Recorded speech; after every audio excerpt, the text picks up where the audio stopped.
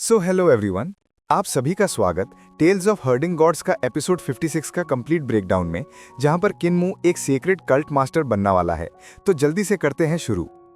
कहानी की शुरुआत में यंग पेट्रियार्क मुस्कुराकर किन्मू से पूछते हैं कि वो वर्तमान स्थिति के बारे में क्या सोचता है।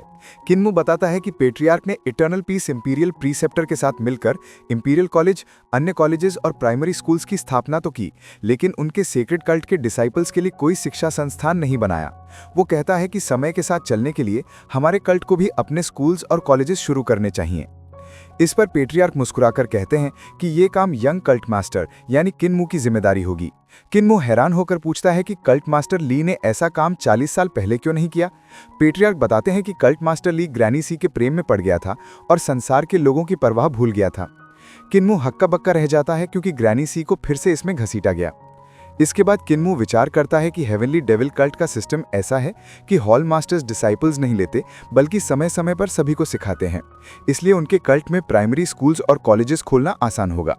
वो सोचता है कि आउटस्टैंडिंग डिसाइपल्स को इंपीरियल कॉलेज में भेजा जा सकता है, जिससे कल्ट और भी शक्तिशाली बनेगा।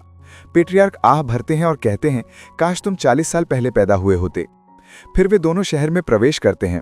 किन्मू को आश्चर्य होता है कि कल्ट हेडक्वार्टर्स शहर के अंदर है, लेकिन पेट्रियार्क उसे सीधे सिटी लॉर्ड्स मैनर ले जाते हैं, जहां पर पहले से सभी वरिष्ठ सदस्य, hall masters, elders, guardians, heavenly Kings मौजूद थे। तभी एक मोहक आवाज आती है, ग्रैनी सी सीयूकी की। उसकी आवाज सुनते ही सबके चेहरों पर लाली छा जाती है। पेट्रियार्क तुरंत उसे डांटते हैं कि वो अपना असली रूप ना दिखाए, क्योंकि वो सभी को मोहित कर देती है। ग्रैनी सी अनमने ढंग से अंदर आती है और किन्मू उससे खुशी से मिलता है। अंत में सेंटिस सी युनसियान का प्रवेश होता है, जो किन्मू की सहपाठी भी है। ग्रैनी सी फुसफुसाकर बताती हैं कि सेंटिस और नया कल्ट मास्टर दोनों में इंपीरियल कॉलेज में साथ पढ़ाई की थी। किन्मू पूरी तरह चौंक जाता है जब उसे पता चलता है कि ग्रैनी सी और सेंटिस सी युनसियान दो अलग व्यक्ति हैं। वो अब तक मानता था कि ग्रैनी सी ही सी युनसियांग है, परंतु असली सेंटिस सामने आने पर वो भ्रमित हो जाता है। सेंटिस का व्यवहार विनम्र और लज्जाशील प्रतीत होता है, पर किन्मू समझता है कि वो अत्यंत चतुर और रणनीतिक सोच वाली है। ग्रैनी सी बताती हैं कि पेट्रियार्क ने सी युनसियान को भी प्रशिक्षित किया था और कहा था कि यदि वो पहले मिलती तो शायद किन्मू को नहीं चुनते। ये सुनकर किन्मू और सी युनसियान के बीच मौन प्रतिद्वंद्विता का भाव प्रकट होता है। इसके बाद यंग पेट्रियार्क पूछते हैं कि हेवनली किंग कैन क्यों नहीं आया, और अनुमान लगाते हैं कि शायद वो अब जीवित नहीं है। वो किन्मू से कहते हैं कि हेवनली किंग कैन के परिवार का ख्याल रखना। फिर वो घोषणा करते हैं, 360 halls unfurl your flags and meet at saint arrival mountain.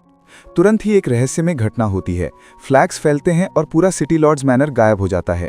जब फ्लैग्स हटते हैं तो सब एक अद्भुत जगह पर पहुंच चुके होते हैं, जिसे सेंट अराइवल माउंटेन कहा जाता है। वहां आसमान गोलाकार है, धरती मायावी, और एक प्राचीन साइप्रस पाइन ट्री खड़ा है, जिसके नीचे एक छोटा स्ट्रॉ हट और एक बड़ा पत्थर है। पेट्रियार्क सभी वरिष्ठ सदस्यों, हॉल मास्टर्स, एल्डर्स, गार्डियंस को वहां बिठाते हैं और किन्मू को आगे बुलाते हैं। वो एक कथा सुनाते हैं कि कैसे फाउंडिंग मास्टर ने इसी पर्वत पर एक वुड कटर सेंट से शिक्षा प्राप्त की थी। वो पेड़ काटते समय भी एक डिवाइन रिदम प्रदर्शित करता था और उसकी हर चोट के बाद पेड़ पुनः उग जाता था। इससे प्रभावित होकर फाउंडिंग मास्टर ने ज्ञान मांगा। सेंट ने कहा कि to become a saint one must establish virtue, merit and ideas in writing the 3 immortal deeds. Founding master ने इन तीनों सिद्धांतों को समझने की कोशिश की, clear logic, clear understanding, clear teaching, और इन्हीं से great educational heavenly devil scriptures का जन्म हुआ। यंग पेट्रियार्क बताते हैं कि कल्ट का उद्देश्य था to be the teacher of all people, to follow the natural way of life. इसके बाद वो किन्मू से पूछते हैं, क्या तुम फाउंडिंग मास्टर की वर्च्यू और नॉलेज को आगे बढ़ाने के लिए तैयार हो? किन्मू विनम्रता से उत्तर देता है, disciple is willing to. Patriarch मुस्कुराकर कहते हैं, अब ये कल्ट तुम्हारी जिम्मेदारी है। किन्मू सेंट्स के रॉक पर बैठता है, जो सेंट की सीट मानी जाती है, जिसने फाउंडिंग मास्टर को शिक्षा दी थी। पेट्रियार्क आदेश देते हैं कि सभी उच्च सदस्य नए सेक्रेट कल्ट मास्टर को श्रद्धा अर्पित करें। सभी झुककर एक स्वर में कहते हैं, disciples pay our respects to secret cult master. फिर पेट्रियार्क ग्रैनी सी से कहते हैं कि पूर्व कल्ट मास्टर ली थिंगसियान की सेक्रेट टेक्निक अब नए मास्टर को सौंपी जाए। ग्रैनी सी के शरीर में ली थिंगसियान की आत्मा प्रकट होती है और वो किन्मू के माथे पर हाथ रखती है। तब गोल्डन लाइट उसके माथे में प्रवेश करता है और किन्मू के भीतर हजारों स्वरों का मिश्रण गूंजने लगता है, सेंट्स, डेविल्स और बुद्धास की आवाजें। किन्मू को एहसास होता है कि ये वही डिवाइन स्क्रिप्चर है जो मूल सेंट वुडकटर ने फाउंडिंग मास्टर को सौंपी थी। राजधानी में इंपीरियल प्रिसेप्टर्स मैनर में अधिकारी युनजैंग सूचना देते हैं कि हार्मनी प्रीफेक्चर सिटी में कुछ असामान्य हुआ है। हेवनली डेविल कल्ट के सभी उच्च सदस्य वहां इकट्ठे हुए और अचानक सिटी लॉर्ड्स मैनर गायब होकर केवल एक सफेद जमीन छोड़ गया। इंपीरियल प्रिसेप्टर शांत रहते हैं और कहते हैं, गॉट इट। अधिकारी चिंतित होकर चेतावनी देता है कि यह विद्रोह का संकेत हो सकता है। तब इंपीरियल प्रिसेप्टर बताते हैं कि हेवनली डेविल कल्ट का पेट्रियार्क कोई और नहीं बल्कि इंपीरियल कॉलेज का ग्रैंड चांसलर है।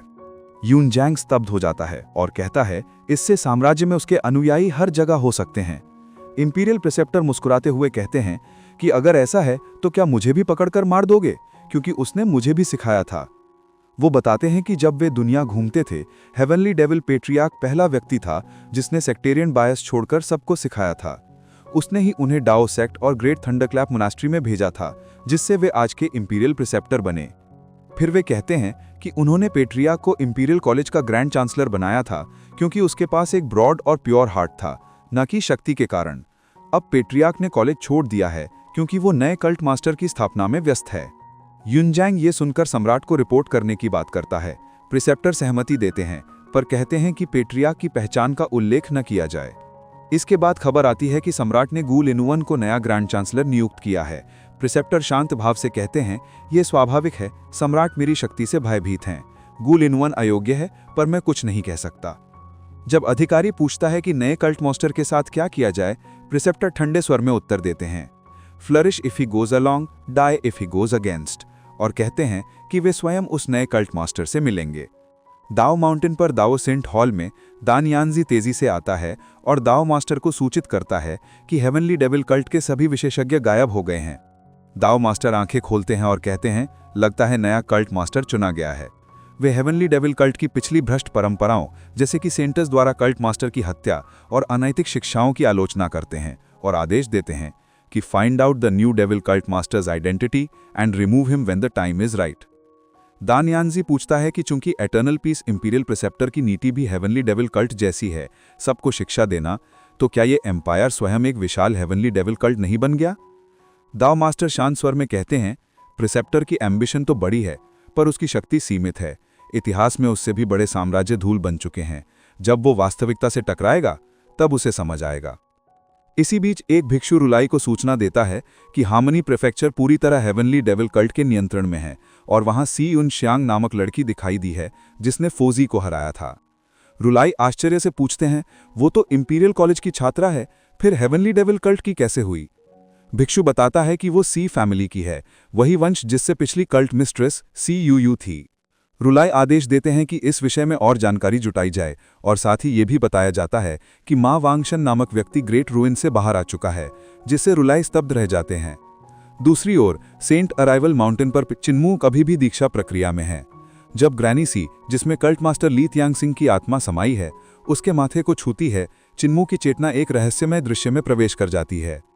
वो देखता है कि एक wood cutter saint cypress pine के नीचे लकड़ी काट रहा है। उसकी हर चोट में एक दिव्य लय है। पेड़ पर निशान बनता है और तुरंत भर जाता है। सेंट उससे पूछता है, passer by, what do you see? वो बताता है कि तू 100 वर्षों से देख रहा है, समय गुजर गया। चिन्मू विनम्रता से कहता है, may I request teacher to teach me? फिर वही सेंट उसे शिक्षा देता है, जो मूल रूप से ग्रेट एजुकेशनल टेबल स्क्रिप्चर्स का गूढ़ रहस्य है। चिन्मू वर्षों तक सुनता प्रतीत होता है और फिर जब उसकी आंख खुलती है, वो वर्तमान में लौट आता है। अब उसे समझ आता है कि ये यूनिटी टेक्निक किसी लिखित रूप में नहीं, बल्कि बोध और अनुभव के रूप में पीढ़ी दर पीढ़ी स्थानांतरित होती है। हर कल्ट मास्टर इसे अपनी समझ और अंतर्दृष्टि के अनुसार विकसित करता है, इसलिए हर किसी की यूनिटी टेक्निक अलग होती है। पहले चिन्मू को यह धोखा लगता है, कितना फ्रॉड है, तैयार टेक्निक ही नहीं। लेकिन तुरंत ही वो समझता है, यही तो सच्ची शिक्षा है, कॉम्प्रिहेंशन ही रियल पावर है। अंत में योंग पेट्रियार्क और ग्रैनी सी संतोष महसूस करते हैं। ली त्यांग सिंह, जो ग्रैनी सी के भीतर है, कहता है, टीचर, अब मैं कल्ट मास्टर नहीं हूं, ये मेरा अवसर है अपने इनर डेविल को तोड़ने का। वो चाहता है कि चाहे ग्रैनी सी उसे रिफाइन करे या वो ग्रैनी सी पर अधिकार करे, दोनों अंततः एक हो जाएं। वो अपने गुरु यंग पैट्रियार्क से अनुरोध करता है कि उसे इस कर्म फल से मुक्ति पाने में सहायता करें। किन्मू ये सब देखकर चिंतित होता है, पर यंग पैट्रियार्क निष्पक्ष रहते हैं। उनके लिए ये केवल बैलेंस ऑफ फेट है। अंततः ग्रैनी सी सामान्य हो जाती हैं, पर भीतर का संघर्ष अभी भी छिपा है। अधिकांश एल्डर्स उससे नाराज हैं क्योंकि उसने ली त्यांग सिंह को मारा था और उसके कारण 40 वर्षों तक कल्ट बिना लीडर के रहा।